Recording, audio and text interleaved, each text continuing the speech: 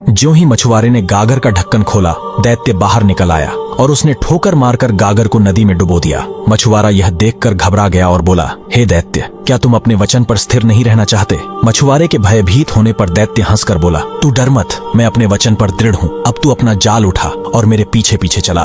वे दोनों चलते चलते एक नगर के अंदर से निकलकर एक पहाड़ की चोटी पर चढ़ गए। फिर वहां से उतरकर एक गुप्त महल में गए। उस महल में एक तालाब दिखाई दिया जिसके चारों ओर 4 टीले थे। तालाब के पास पहुंचकर मछुआरे से दैत्य ने कहा, तू इस तालाब में जाल डाल और मछलियां पकड़। मछुआरा खुश हो गया क्योंकि तालाब में बहुत सारी मछलियां थीं। उसने तालाब में जाल डालकर खींचा तो उसमें 4 मछलियां आई जो 4 रंग की थीं, सफेद, लाल, पीली और काली। दैत्य ने कहा, तुम इन मछलियों को लेकर यहाँ के राजा के पास जाओ, वह तुझे इतना धन देगा जो तूने देखा भी ना होगा। किंतु एक बात का ध्यान रखना, तालाब में एक दिन में एक ही बार जाल डालना। यह कहकर दैत्य ने जमीन में जोर से ठोकर मारी। जमीन फट गई और दैत्य उसमें समा गया। मछुआरा उन 4 मछलियों को बादशाह के महल में ले गया। बादशाह उन मछलियों को देखकर अत्यंत प्रसन्न हुआ। उसने अपने मंत्री से कहा कि ये मछलियां बावर्चिन के पास ले जाओ। मंत्री मछलियां बावर्चिन के पास ले गया। बादशाह ने मछुआरे को 400 मोहर इनाम में दे डाली। बावर्चिन ने मछलियों के टुकड़े करके तेल में भुनने के लिए डाला। तभी उसने जो कुछ देखा उससे उसकी आंखें फटी की फटी रह गई। उसने देखा कि रसोई घर की दीवार फट गई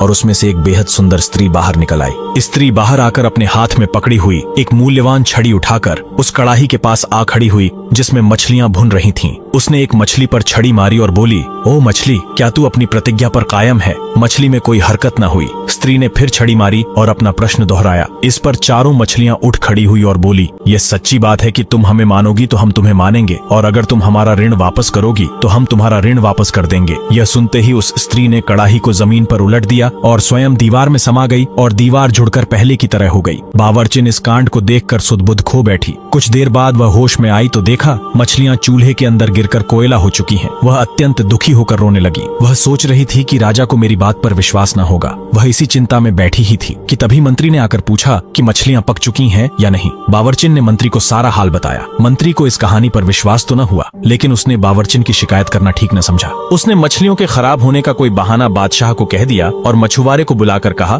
कि वैसी ही 4 मछलियां और ले आओ। मछुआरे ने दैत्य से किया हुआ वादा तो उसे न बताया, लेकिन कोई और मजबूरी बता दी कि आज मछलियां क्यों नहीं ला सकता। दूसरे दिन मछुआरा फिर उस तालाब पर गया और उसी प्रकार की 4 रंगों वाली मछलियां उसके जाल में फंसी। मछलियां लेकर वह मंत्री के पास पहुंचा। मंत्री ने उसे कुछ इनाम दिया और बावर्चिन के पास मछलियां लाकर कहा कि इन्हें मेरे सामने पकाओ। बावर्चिन ने पहले दिन की तरह मछलियां काटकर तेल में डाली और जब उसने उन्हें कड़ाही में डाला तो दीवार फट गई और वही स्त्री हाथ में छड़ी लेकर दीवार के अंदर से निकली और छड़ी से एक मछली को छूकर पहले दिन वाली बात पूछी। उन 4 मछलियों ने जुड़कर सिर उठाकर वही उत्तर दिया। स्त्री ने फिर कड़ाही उलट दी और स्वयं दीवार में समा गई और दीवार फिर जुड़कर पहले जैसी हो गई। मंत्री यह सब देखकर स्तब्ध रह गया। अब उसने यह बात राजा को बता देना ही ठीक समझा। जब उसने राजा को यह कांड बताया तो उसे भी घोर आश्चर्य हुआ। उसने कहा कि मैं स्वयं अपनी आंखों से यह सब देखना चाहता हूँ। उसने फिर मछुआरे से कहा कि ऐसी ही 4 मछलियां और ले आओ। मछुआरा बोला, अब मैं 3 दिन से पहले मछलियां लाने में असमर्थ हूँ। चूंकि सारी घटना अद्भुत थी इसलिए राजा ने मछुआरे पर कुछ जोर नहीं डाला।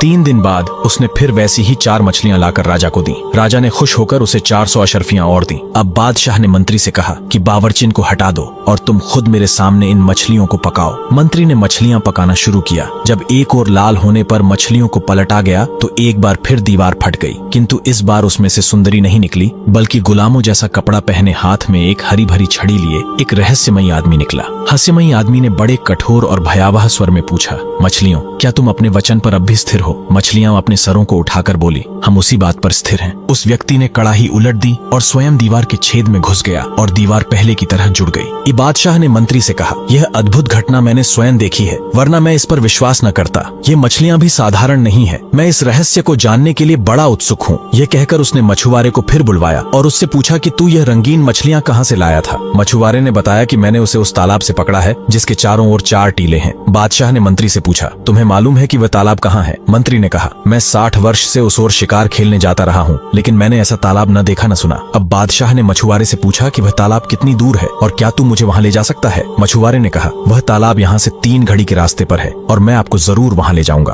उस समय दिन कम ही रह गया था, किंतु बादशाह को ऐसी उत्सुकता थी कि उसने अपने दरबारियों और रक्षकों को शीघ्र तैयार होने की आज्ञा दी। फिर वह मछुआरे के पीछे पीछे चल दिया और उसके बताए हुए पहाड़ पर चढ़ गया। जब वह पहाड़ के दूसरी ओर उतरा तो वहाँ बड़ा विशाल वन दिखाई दिया। यह वन पहले किसी ने नहीं देखा था। फिर बादशाह और उसके साथियों ने वह वन भी पार किया और सब लोग उस तालाब के किनारे पहुंच गए जिसके चारों ओर 4 टीले थे। उस तालाब का पानी अत्यंत निर्मल था और जिन 4 रंगों की मछलियां उसे मछुआरे से मिलती थीं, वैसी अनगिनत मछलियां उस तालाब में तैर रही थीं। बादशाह का आश्चर्य और बढ़ा। उसने अपने दरबारियों और सरदारों से पूछा कि तुम लोगों ने पहले भी इस तालाब को देखा है या नहीं। उन सब ने कहा कि हम लोगों ने इस तालाब को देखना तो दूर, इसके बारे में सुना भी नहीं। बादशाह ने कहा कि जब तक मैं इस तालाब और इसकी रंगीन मछलियों का रहस्य अच्छी तरह समझ नहीं लूंगा, यहाँ से नहीं जाऊंगा। तुम सब लोग भी यहाँ डेरा डालो। उसकी आज्ञानुसार दरबारियों और रक्षकों के डेरे तालाब के चारों ओर पड़ गए। रात होने पर उसने मंत्री को अपने डेरे में बुलाया और कहा, मैं इस भेद को जानने के लिए अति उत्सुक हूँ कि उस बावर्ची खाने में रहस्यमयी गुलाम कैसे आया और उसने मछलियों से कैसे बात की, और यह भी जानना चाहता हूँ कि यह तालाब जिसे किसी ने नहीं देखा था अचानक कहाँ से आ गया। मैं अपने कौतूहल को दबा नहीं पा रहा हूँ, इसलिए मैंने सोचा कि मैं अकेले ही इस रहस्य का पता लगाने जा रहा हूँ। तुम यहीं रहो। प्रातःकाल जब दरबारी यहाँ पर दरबार के लिए आए तो उनसे कह देना कि बादशाह बीमार हो गए हैं और कुछ दिन यहीं पर शांतिपूर्वक रहना चाहते हैं। यह कहकर सारे दरबारियों और रक्षकों को राजधानी वापस भेज देना और तुम इस डेरे में अकेले ही उस समय तक प्रतीक्षा करना जब तक मैं लौट न आऊं। मंत्री ने बादशाह को बहुत समझाया,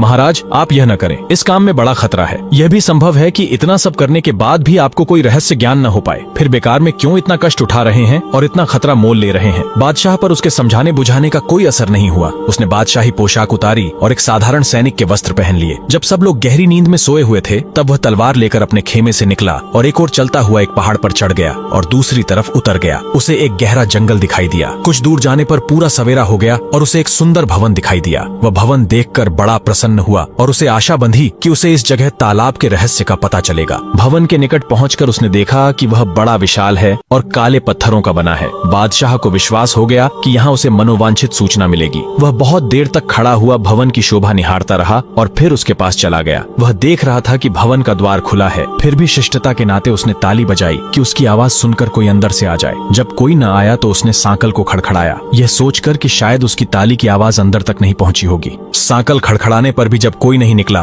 तो बादशाह को क्रोध आया कि अजीब घर है जहां बुलाने पर भी कोई आकर नहीं पूछता। वह अंदर चला गया और जोर से पुकारा कि क्या इस भवन के अंदर कोई मनुष्य है जो एक अतिथि के रहने के लिए थोड़ा स्थान दे सके। फिर भी उसे कोई उत्तर न मिला तो उसका आश्चर्य और बढ़ा। वह घर में घुसा तो देखा कि अंदर से और भी लंबा चौड़ा मकान है किंतु उसके अंदर कोई नहीं है। तभी उसे एक कातर आवाज सुनाई दी जैसे कोई बड़े दुख में कराह रहा हो। उसने कान धर कर सुना तो मालूम हुआ कि कोई मनुष्य रो रो कर अपनी करुण कथा कह रहा है और अपने दुर्भाग्य को कोस रहा है। बादशाह ने उस कमरे का पर्दा उठाया जिसमें से यह आवाज आ रही थी। उसने देखा कि एक नवयुवक सिंहासन जैसी किसी ऊंची चीज पर राजसी वस्त्र पहने बैठा है और करुण स्वर में विलाप कर रहा है। बादशाह ने उसके निकट जाकर सलाम किया तो युवक बोला, मुझे क्षमा कीजिए, मैं उठकर आपका स्वागत करने में असमर्थ हूँ, इसीलिए मैं आपके पास न आ सका। बादशाह ने कहा, मैं आपके शीलवान व्यवहार से बड़ा प्रभावित हुआ हूँ। वास्तव में कोई ऐसा अपरिहार्य कारण होगा कि आप उठ न सके, किंतु आपके दुख को देखकर मुझे अफसोस हुआ। आप मुझे बताएं कि मैं आपका कष्ट किस प्रकार दूर कर सकता हूँ। कृपया मुझे अपनी कठिनाई बताने में तनिक भी न हिचकें। कृपया यह बताएं कि आप यहाँ इस मजबूरी की हालत में कैसे पड़े हैं। यह भी बताएं कि यह भव्य भवन किसका है और ऐसा निर्जन क्यों है। साथ ही यह भी बताएं, क्योंकि मैं यही जानने के लिए निकला हूँ कि पास के तालाब का रहस्य क्या है और उसकी मछलियाँ कौन है। जवान आदमी यह सुनकर फिर रोने लगा और बोला, मेरा हाल सुनने से पहले देख लीजिए। यह कहकर उसने अपना कपड़ा उठाया तो बादशाह ने देखा कि वह नाभि के ऊपर तो जीवित मनुष्य है और नीचे काले पत्थर का बना हुआ है। उसकी आंखें फटी रह गईं और वह बोला, मुझे तो वैसे यहाँ की प्रत्येक वस्तु देखकर आश्चर्य हो रहा था, किंतु आपका यह हाल देखकर मेरा आश्चर्य और उत्सुकता बहुत बढ़ गई है। भगवान के लिए अपना हाल कहिए। मुझे विश्वास हो रहा है कि तालाब की रंग बिरंगी मछलियों के रहस्य का भी आपसे संबंध है। आप मुझे अपनी व्यथा शीघ्र कहिए, क्योंकि दूसरे को सुनाने से आदमी का कुछ दुख तो दूर होता ही है। जवान आदमी ने कहा कि मुझे अपनी दशा के वर्णन से भी कष्ट होता है, किंतु आपका आदेश है